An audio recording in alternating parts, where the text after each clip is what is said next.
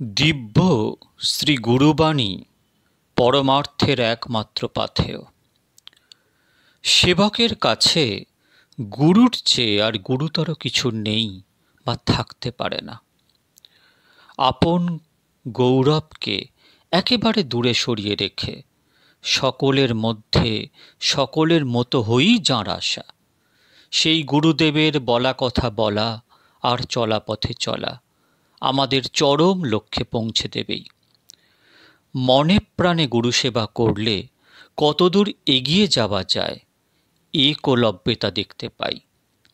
একালে শ্রীরামচন্দ্র কবিরাজে, নরোত্তম ঠাকুর আর শ্যামানন্দে। নরোত্তম ঠাকুরের কথা মনে জাগে, শ্রীগুরু মুখপদ্ম বাক্য হৃদয় করিয়া ঐক্য, আর না করিও মনে আশা। শ্রীগুরু চরণে রতি, সেই সে উত্তমাগতি, যে প্রসাদে পুরে সর্ব আশা। তাই না বাবাজি মশাই বারবার বলতেন, ঠিক রেখো মন গুরুর পদে, নিরিখ ছেড়ো না। শ্রী গুরুদেবের কথাই ধ্যানের ধন, অনুভবের নিধি, মননের মূল।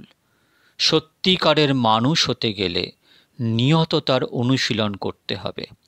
সে বিষয়ে বাবাজি মশাই নিজেই বলেছেন, কারোর কওয়া কথা কওরে বাপু, তাতেও তো কওয়া লোকের ওপর আবেশ আসে।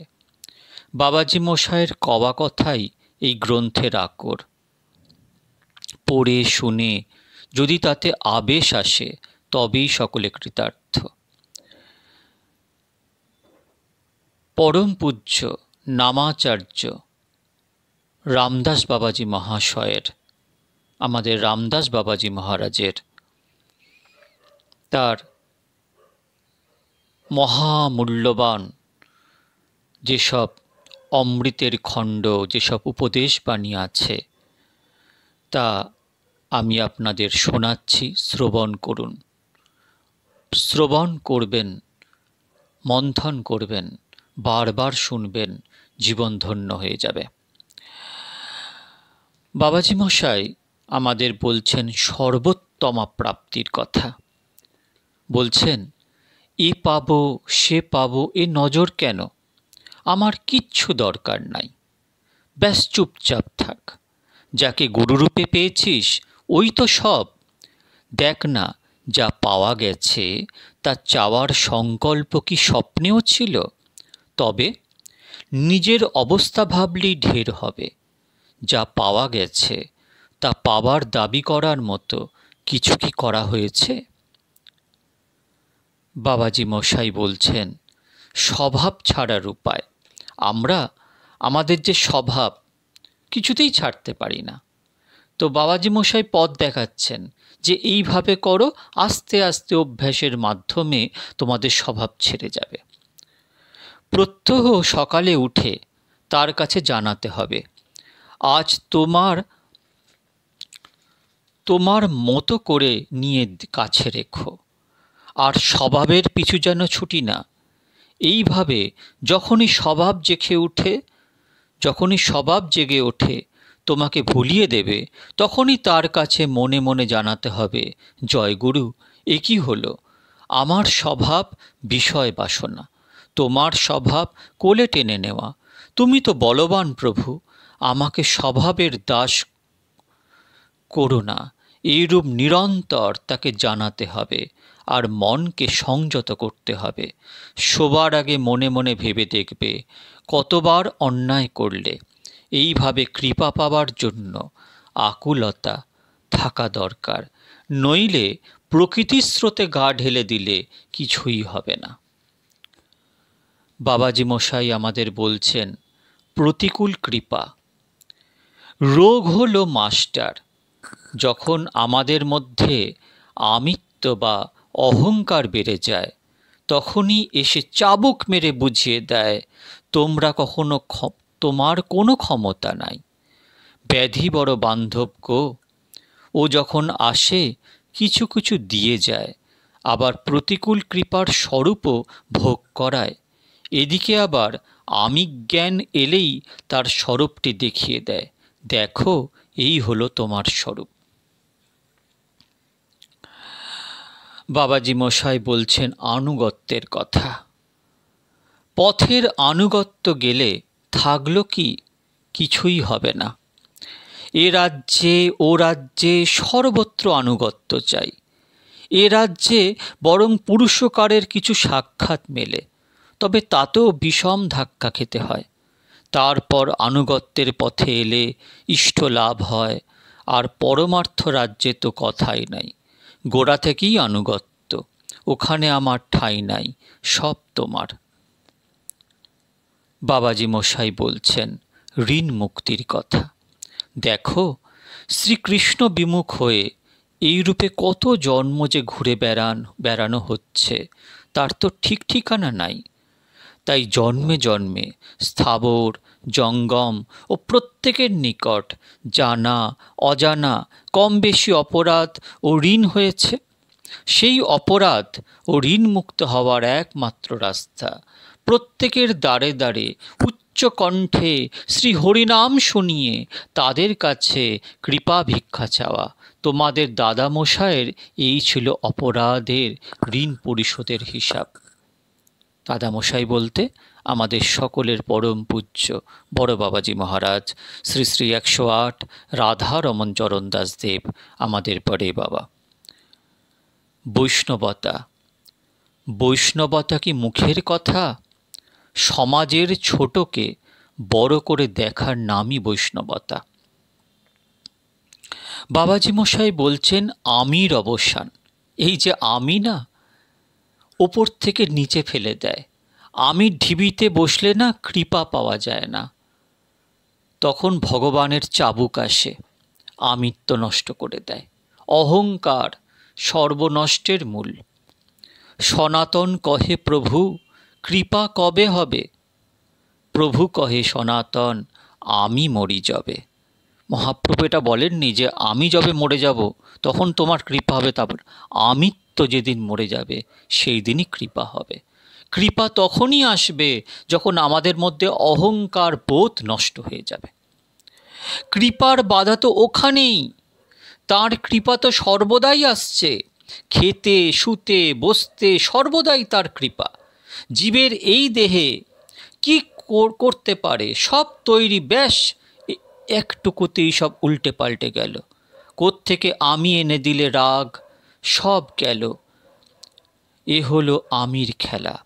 এ রাজ্যে এসো, সেখানেও দেখবে আমি সবেতে বাধা দিচ্ছে। নাম করাচ্ছেন, এলো যশ প্রতিষ্ঠা। অভিমানং সুরাপানম গৌরবং রৌরবং তথা প্রতিষ্ঠা সুকরি বিষ্টা ত্রিণী তক্তা হরিম ভজেত। অমনি আমির দিলে ঠেলে, আমির ঠাঁই কোথাও নাই। ওসব আমির পরিণামে কি লাভ হয়? সব তো অজ্ঞানতা। যেখানে আমি সেখানেই বিস্মৃতি, বিস্মৃতি এলেই ভয়। দ্বিতীয়তে অভিনিবেশিত ভয়। আমি যেখানে ভয়, আমি যেখানে ভয় সেখানে। কাজেই বহির্মুখতার ওই হলো জন্মক্ষেত্র। সংসারী ও ত্যাগী। ত্যাগীরা তাকে আশ্রয় করে সব করে, আবার তার জন্য সব ছাড়তে পারে। ত্যাগীরা তাকে আশ্রয় করে সব করে, আবার তার জন্য সব ছাড়তে পারে। গৃহীরা ঠিক উল্টো, তাকে ছেড়ে সংসার করে, আবার সংসারের জন্য তাকে ছাড়তে পারে।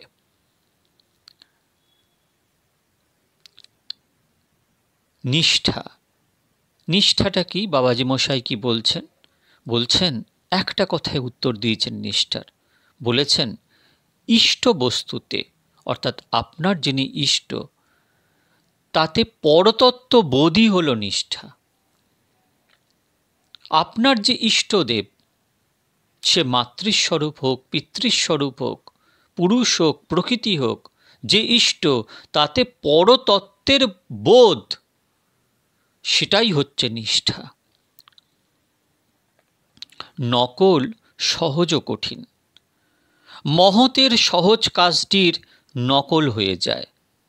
কঠোরতার দিকে মনে সংকোচ। সে কি গো, আপন বলে সম্বন্ধ হলে কি সহজ কঠিন মনে থাকে? বাবাজি মশাই বলছেন অনুশীলন স্থান আশ্রম। আশ্রমই তো অনুশীলনের স্থান। তা যদি না হয় তবে ঘর বাড়ি ছেড়ে আসা কেন? এ বড় বিষম ঠাঁই গো, এ সংসার প্রভুর সংসার। এখানে সকলেই প্রভুর সেবক। তুমি এলে প্রভুর আকর্ষণে, তাহলে দৃষ্টিটা কোথায় রাখতে হবে? নিজের স্বরূপকে কি ভাবতে হবে? যা পাওয়া গেল এটা তো কারোর দান। যে দান করলে সেই দাতার স্বভাব কি? দাতার সংসারে সবাই তার সেবক। তাহলে দাতা আর সেবকের সঙ্গে কি সম্বন্ধ রাখতে হবে? এই সব অনুশীলন করা সংসারে বড় কঠিন, তাই না? তিনি কৃপা করে এনেছেন। তাহলে আমার স্থান কোথায়? আশ্রমে বাস করতে করতে এই সব নজরে না এলে বিপরীত ফল, তখন দণ্ড কঠিন হয়। সাধন ও শাসন। গাছ পুঁতে বেড়া দিতে হয়, পুষ্ট হলেই ব্যাস। সাধন তো বেড়া, আলগা হলেই গাছ নষ্ট হয়। সাধন হলো বেড়া আর শাসন হলো পাহারা। প্রথম প্রথম বেড়া দিতে হয়, তারপর পাহারাও দিতে হয়। এও এসে নষ্ট না করে ফেলে। পুষ্ট হয়ে গেলে তখন দেখবে যাদের ভয়ে বেড়া তারাই আশ্রয় পাবে। গাছও ঠিক থাকবে, তবুও নজর চাই প্রবল শত্রু এসে নষ্ট না করে দেয়। তখন আবার কঠিন বেড়া, কঠিন পাহারা। বাবাজি মশাই বলছেন এবারের বিপরীত খেলা। দাতার স্বভাব দান করা, হেতু নাই, যুক্তি নাই, পাত্রা পাত্র বিচার নাই, প্রচ্ছন্ন স্বভাবে আসা, প্রচ্ছন্নভাবেই সব কাজ করা। স্বরূপে, আবরণে, কাজে সবই প্রচ্ছন্ন। রূপে মিল করতে গেলে ঠকে যাবে। কাজে মিল করে নাও, ঘরে বসে সব পাবে। যেগুলো ঘটে যাচ্ছে সেগুলো কি সোজা? কলির জীব সর্বদাই ভুলে থাকা স্বভাব। খাওয়া পড়া নিয়ে ব্যস্ত, তাদের কি এ রাজ্যে আসা সোজা? তাই প্রচ্ছন্নভাবে আসা। ওর ভিতর দিয়ে ঢুকে সম্বন্ধ করিয়ে নিতে হবে, যেচে দিতে হবে, তবে কাজ হবে। এবারের খেলা সবই বিপরীত। কর্মকাণ্ড জ্ঞানকাণ্ডের বিধিনিষেধ। অধিকারী অনধিকারী কিছু দেখলে চলবে না। দেখতে গেলে পাবে না, দাতার করুণার ঠাঁই হবে না। ভক্তগণ, পরম পূজ্য বাবাজি মহাশয়, নামাচার্য বাবাজি মহাশয়, রামদাস বাবাজি মহাশয়ের তার কিছু উপদেশ বাণী আজকে আপনাদের শ্রবণ করালাম। পরের দিন আরও অনেক আপনাদের জন্য অপেক্ষা করছে। আজ এটুকুই, আপনারা ভালো থাকবেন। জয় জয় নিত্যানন্দ রাম, জয় জয় গৌর গুণধাম, জয় জয় বড়ে বাবা।